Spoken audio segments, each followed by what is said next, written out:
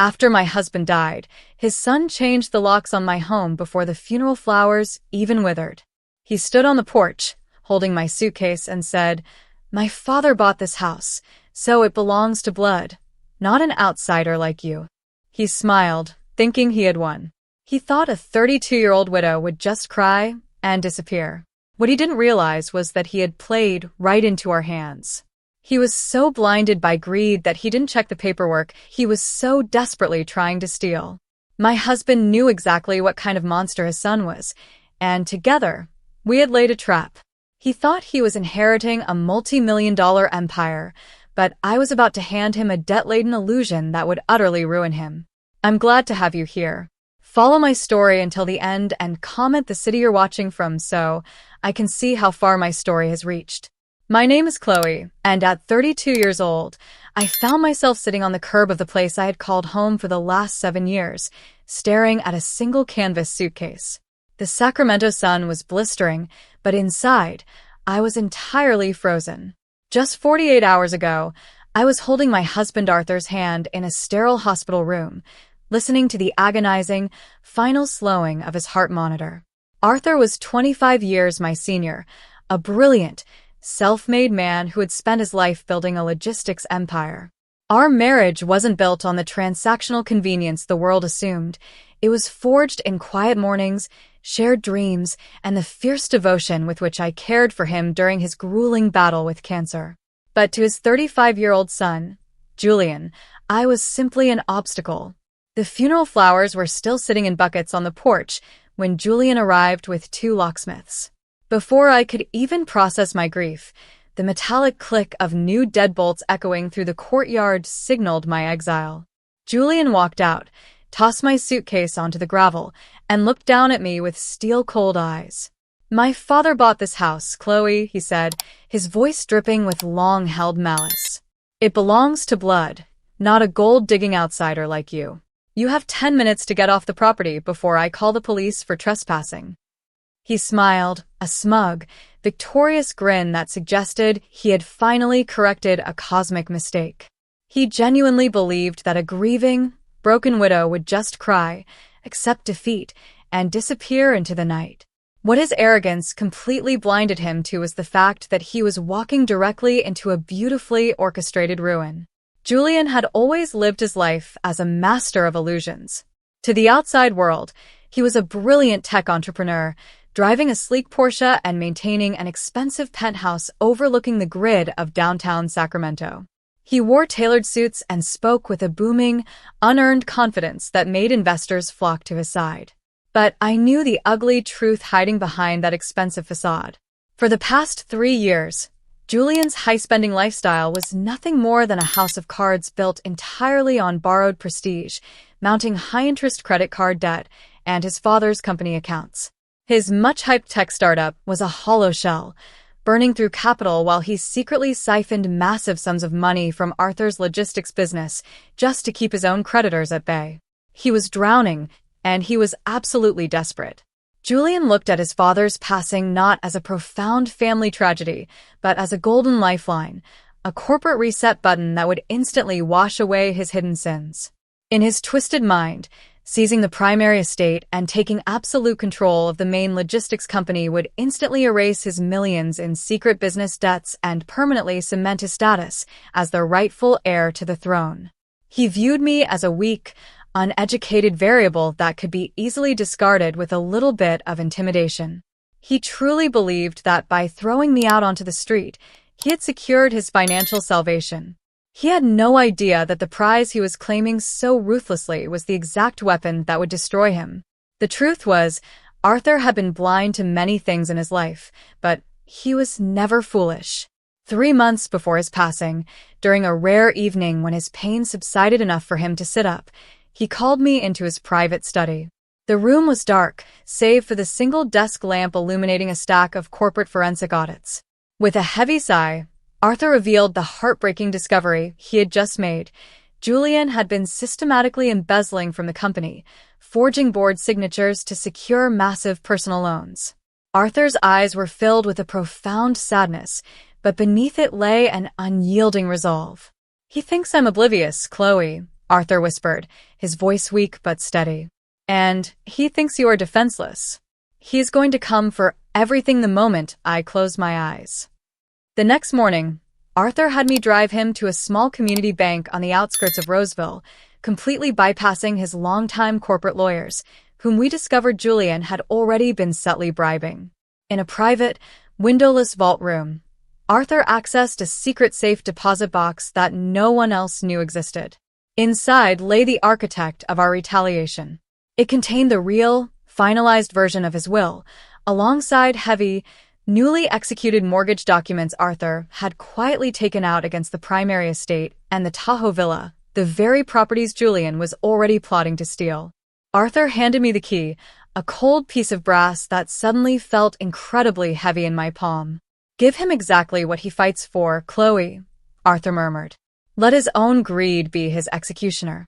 2 weeks after throwing me out, Julian texted me a dinner invitation to a high-end steakhouse in Roseville.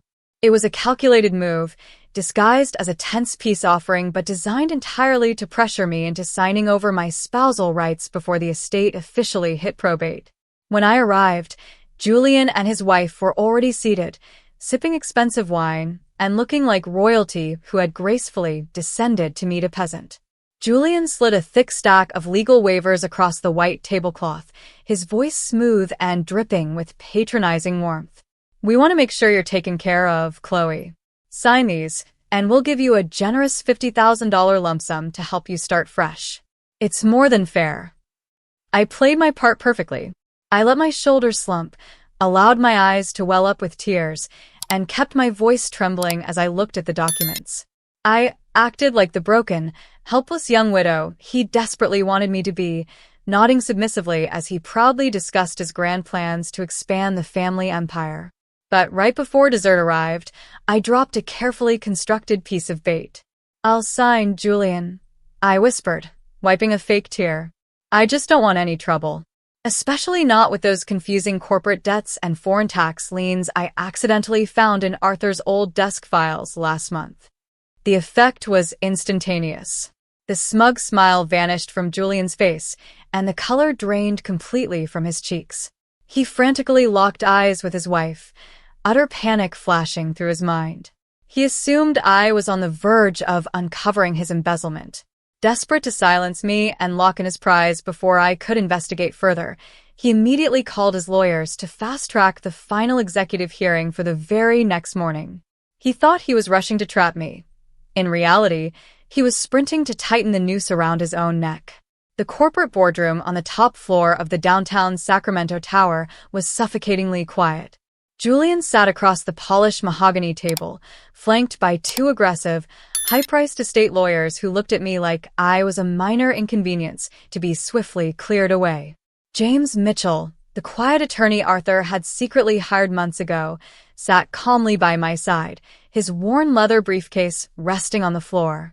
Julian behaved with supreme, unchecked arrogance, leaning back in his leather chair and steepling his fingers.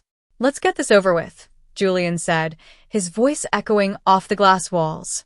"Chloe has agreed to waive all spousal claims to the primary residence, the Tahoe Villa, and the logistics company." One of his lawyers smoothly pushed the final waiver documents and a pen toward me. I didn't hesitate. I picked up the pen and calmly signed my name on the dotted line, officially forfeiting all rights to the properties Julian had stolen from me. Julian let out a sharp, triumphant laugh, adjusting his tailored jacket as if he had just conquered the world. "Thank you for being smart, Chloe," he sneered. "Now, clear out." But before he could stand up, James Mitchell reached into his briefcase and pulled out a thick stack of certified documents, sliding them directly into the center of the table. "Not so fast, Julian," James said, his voice cutting through the room like ice. "My client just granted your exact wish. You now hold sole ownership of those assets. However, you need to read the updated corporate disclosures. 5 months ago, Arthur maximized the mortgages on both estates. Furthermore, the core liquid assets of the logistics firm were legally transferred to a protected holding company entirely owned by Chloe. You didn't inherit an empire, Julian. You just legally assumed $4 million in toxic, personal liability." The silence that followed was absolute, heavy enough to crush the breath from the room. Julian's high-priced lawyers eagerly snatched up the documents, their eyes darting across the pages with frantic intensity. Within seconds, the blood drained completely from their faces. One of them leaned over and whispered something into Julian's ear, his voice trembling. Julian grabbed the papers out of his attorney's hands, his eyes widening in pure horror as he stared at the reality of his inheritance. He didn't inherit a multi-million-dollar empire. He had just legally assumed a toxic mountain of debt designed specifically to destroy him if he attempted to rob me. The primary house and the Tahoe villa were heavily underwater, saddled with massive, newly executed mortgages that exceeded their market value by hundreds of thousands of dollars. Even worse, the logistics company he had fought so ruthlessly to steal was now nothing more than an empty corporate shell, completely stripped of its valuable contracts and liquid reserves. Arthur had quietly and legally moved every single cent of our real wealth, $3.5 million, into a private holding firm that was registered solely in my name, far out of Julian's desperate reach. Julian looked up at me, his face twisted in a mask of absolute rage and disbelief, his breathing ragged. "This is a setup. You manipulated him. This can't be legal," he screamed, slamming his fists onto the mahogany table. But James Mitchell simply smiled, tapping the airtight contracts. Julian had been so blinded by his own arrogance and greed that he had rushed to sign documents binding himself to liabilities he could never pay off. He thought he had successfully erased me. Instead, his own hands had sealed his financial execution.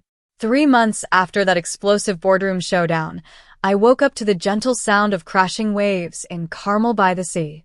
I bought a charming coastal cottage with a sprawling garden overlooking the Pacific Ocean, paying for it entirely in cash. Here, the air is clean, the mornings are peaceful, and the suffocating grief that once weighed me down has finally lifted. Arthur's final gift didn't just provide me with total financial security, it gave me my freedom and a completely fresh start. I spent my days planting vibrant hydrangeas, volunteering at a local animal shelter, and learning who Chloe really is when she isn't forced to survive a toxic family war. Julian's house of cards fell apart faster than anyone could have anticipated.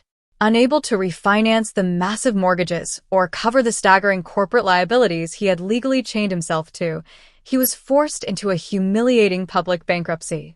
His luxury Porsche was repossessed, his penthouse was seized by creditors, and the state began a formal forensic investigation into his past embezzlement schemes. He lost absolutely everything because he couldn't stop trying to steal. In trying to destroy me, he ended up completely destroying himself. Now, I'm truly curious about all of you who have listened to my journey today. What would you have done if you were standing in my shoes on that curb?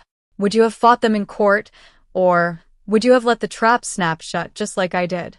Comment your thoughts down below. I'm leaving 2 other incredible, shocking stories on the screen right now that I know you'll love. Thank you so much for watching until the very end.